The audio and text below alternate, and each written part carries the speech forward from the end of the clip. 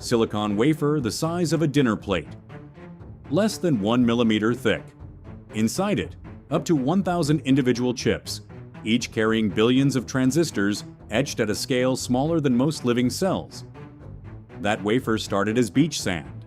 Here is exactly how that transformation happens. Let's trace how 200 kilograms of raw silicon becomes a wafer holding 1,000 chips, each one containing up to 15 billion transistors, across a process that unfolds across several months inside the cleanest rooms on Earth. It starts with sand, not ordinary sand, but silica-rich quartz, with silicon dioxide content above 99%. That raw material enters an arc furnace running at temperatures above 1,600 Celsius, 2,112 Celsius, where carbon rods strip oxygen from the silica through a reduction reaction. The result? Metallurgical grade silicon at roughly 99% purity. That sounds impressive, but for semiconductor manufacturing, 99% is nowhere near sufficient. Chips require silicon at 99.9999% purity, 9 nines, a grade called electronic grade polysilicon. Achieving it requires a second chemical refining stage using trichlorosilane gas, distilled and decomposed at $1,100 per each inside sealed reactors. From electronic-grade polysilicon, the factory grows a single crystal. The method is called the Czochralski process, developed in 1916 by Polish chemist Jan Czochralski, and the semiconductor industry still uses it today, over a century later. Chunks of purified polysilicon are loaded into a quartz crucible and melted at 1,114 degrees Celsius, 2,572 degrees Celsius, the exact melting point of silicon. The furnace atmosphere is pure argon, an inert gas that prevents any oxidation. Then a seed crystal, a precisely cut silicon rod about 1 centimeter in diameter, is lowered until it barely contacts the melt surface. The seed is slowly rotated, typically between 10 and 20 revolutions per minute, while simultaneously being pulled upward at a rate of 1 to 2 millimeters per minute. As the seed rises, silicon atoms from the melt attach to it in perfect crystalline alignment, extending the lattice atom by atom. The result, after roughly 24 to 48 hours of continuous pulling, is a cylindrical single crystal ingot, 300 millimeters, about 12 inches in diameter, up to 2 meters, 6.5 feet long, and weighing approximately 200 kilograms, 440 LEBs. Every atom in that ingot is aligned in the same crystalline direction. That structural uniformity is not aesthetic. It is the physical foundation that allows transistors to switch reliably at speeds measured in gigahertz. Boron or phosphorus is added to the melt in precise, controlled amounts, typically a few parts per billion, to set the electrical properties of the silicon before the ingot is even sliced. The ingot is ground to an exact diameter of 300 millimeters, then sliced into wafers using diamond wire saws, running at speeds of up to 30 meters per second. Each wafer comes out between 775 and 925 micrometers thick. After slicing, both faces are lapped and chemically mechanically polished, a process called CMP, until surface roughness drops below 0.1 nanometers root mean square. That is less than the diameter of a single silicon atom in practical terms. Why does that level of flatness matter?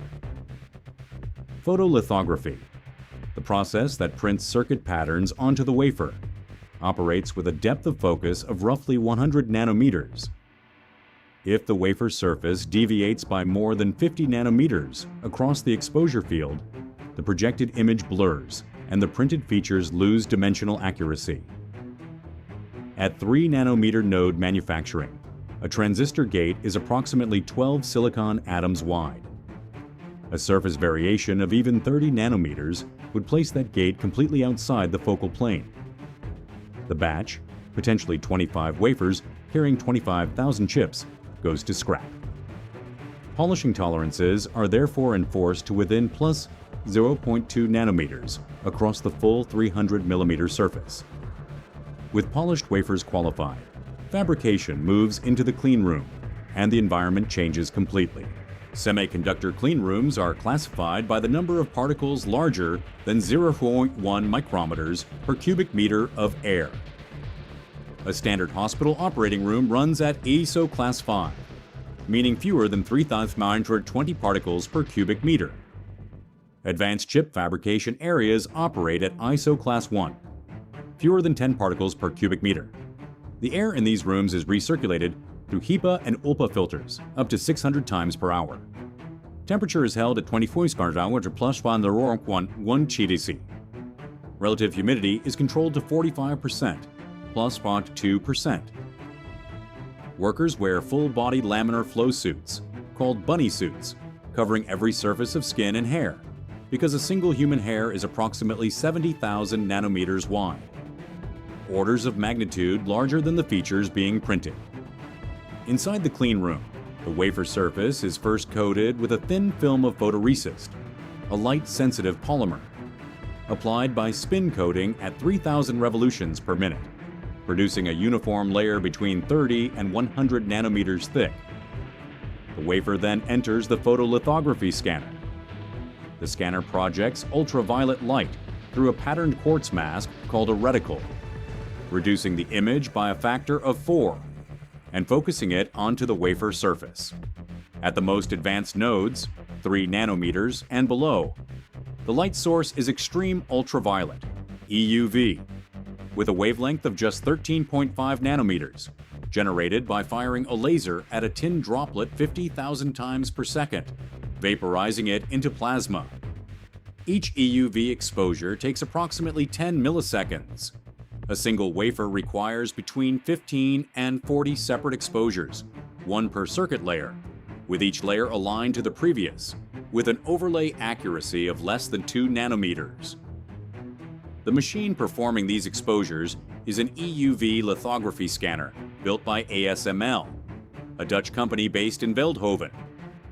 Each unit weighs approximately 180,000 kilograms, roughly 400,000 lbs, stands 10 meters tall, contains more than 100,000 individual components, and requires 3 dedicated Boeing 747 cargo flights to deliver. A single EUV scanner costs approximately $380 million. ASML produces roughly 60 of these machines per year, and global chip demand currently exceeds that supply. The scanner's internal mirrors, which redirect the EUV light across the optical path, are the flattest large objects ever manufactured. If one of those mirrors were scaled to the size of Germany, the largest surface deviation would be less than 1 millimeter. There are currently fewer than 200 EUV scanners operating worldwide, concentrated in fabrication facilities in Taiwan, South Korea, and the Netherlands. After each lithography exposure, the wafer undergoes development. The exposed photoresist is dissolved away, leaving a pattern of open trenches in the resist layer. Those trenches define where the next process step will act on the silicon beneath. Etching removes material from the exposed areas. Dry etching, the dominant method at advanced nodes, uses plasma generated from gases such as fluorine or chlorine compounds at pressures between 1 and 100 millitorr. The plasma bombards the silicon surface with reactive ions, removing material with dimensional control down to 0.5 nanometers per etch cycle. A single transistor gate stack may require 12 to 15 separate etch steps, each targeting a different material layer. Deposition adds material. Chemical vapor deposition, CVD, and atomic layer deposition, ALD, grow thin films, oxides, nitrides, metals, with thickness control at the single atomic layer level. ALD works by alternating 2 gas phase precursors, each of which reacts with the surface in a self-limiting way. 1 atomic monolayer per cycle, typically 0.1 nanometers thick. A 5 nanometer gate oxide requires approximately 50 ALD cycles. Doping implants specific atoms, boron, phosphorus, arsenic, into the silicon to modify its electrical behavior locally. Ion implantation accelerates dopant atoms, to energies between 1 keV and 1 meV and fires them into the wafer surface, embedding them at controlled depths between 10 and 200 nanometers. After implantation, the wafer is annealed at temperatures between 900 grads and 100 grads for fractions of a second using flash lamps, activating the dopants without allowing them to diffuse beyond their target positions. This full cycle, deposit, expose, develop, etch or implant, clean, repeats between 500 and 1,000 times across all layers of a modern chip. Total fabrication time for a leading-edge wafer, 12 to 16 weeks inside the fab, running 24 hours a day, 7 days a week. A facility like TSMC's Fab 18 in Tainan processes approximately 100,000 wafers per month. Copper interconnects, the wiring that links transistors into functional circuits, present a separate set of constraints. A modern chip contains between 12 and 18 metal wiring layers, stacked vertically and separated by insulating dielectric material. The total length of copper wiring inside a single chip, if unspooled, can exceed 10 kilometers, 6.2 miles, all within a die measuring roughly 5 by 5 millimeters. Copper is deposited using electrochemical plating. The wafer is immersed in a copper sulfate solution, and a current is applied, causing copper ions to deposit into pre-etched trenches. The process must fill trenches as narrow as 5 nanometers without leaving voids. A void 2 nanometers in diameter inside a copper line creates a resistance increase of more than 40%, which at gigahertz switching speeds translates to signal degradation and timing failure. After plating, a second CMP step removes excess copper from the surface, leaving it flat to within 3 nanometers across the full die area. Resistivity of the deposited copper must fall between 1.67 and 1.75 micro-ohm centimeters. The tolerance window is less than 5%. Variations outside that range alter propagation delay across the interconnect by up to 12%, causing the chip to fail timing verification at its rated clock frequency. The entire interconnect build, 15 layers of copper, 15 layers of dielectric, 15 CMP steps, adds another 6 to 8 weeks to the total fabrication timeline. When the last metal layer is complete, the wafer holds up to 1,000 individual dies. Each die on a leading-edge process node contains between 10 billion and 85 billion transistors. TSMC's 3 nanometer node packs approximately 292 million transistors per square millimeter.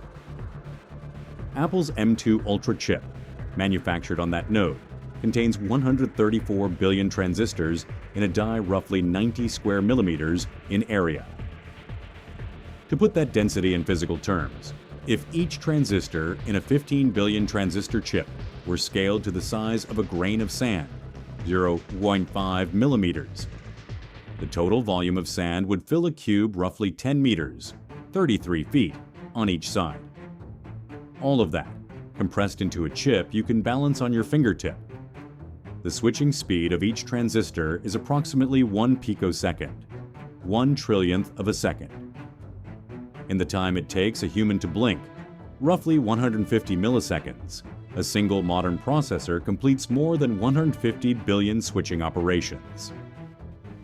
The global semiconductor industry produces approximately 1 trillion chips per year across all manufacturers and process nodes. That is roughly 125 chips for every human being on Earth, every year. The total capital investment required to build and equip a single leading-edge fabrication facility, what the industry calls a fab, currently exceeds $20 billion. TSMC, Samsung, and Intel are each investing between $40 and $100 billion in new fab capacity between 2024 and 2030. The first integrated circuit, built by Jack Kilby at Texas Instruments in 1958, contained a single transistor and a handful of resistors on a germanium substrate the size of a finger. 66 years later, the same basic principle, transistors switching on and off, now executes at a density 15 billion times greater. After fabrication, every die on the wafer undergoes electrical wafer sort testing. Automated probe stations lower arrays of tungsten needles, each 25 micrometers in diameter, onto the contact pads of each die simultaneously, applying test vectors that exercise every logic path, memory cell, and analog circuit. Testing runs at speeds up to 6 GHz and takes between 30 seconds and 3 minutes per die, depending on chip complexity. Dies that fail any test vector are ink-marked and excluded from further processing. Typical yield, the percentage of dies that pass all tests, ranges from 50% to 95%, depending on process maturity and die size. Larger dies have lower yields because a fixed number of random defects per unit area affects more of the chip's area. A 500 square millimeter die at 1 defect per square centimeter yields roughly 60%. Failed dies are not discarded entirely. They are analyzed by failure mode. Those with only minor defects are sometimes sold as lower specification variants with disabled cores or reduced cache, at prices 30 to 50% below the full spec part. Passing dies are singulated from the wafer using a diamond-tip dicing saw or a stealth laser that cleaves along crystal planes. Each die is then mounted into a package, a protective housing of molded epoxy with metal contacts in tin silver alloy or gold. Advanced packages use flip chip bonding, pressing the die face down onto a substrate with solder bumps as small as 40 micrometers in diameter, achieving interconnect densities of up to 2,500 connections per square centimeter. Packaged chips undergo final test at temperature extremes, typically 40 degrees Celsius to plus 125 degrees Celsius, to screen for latent defects.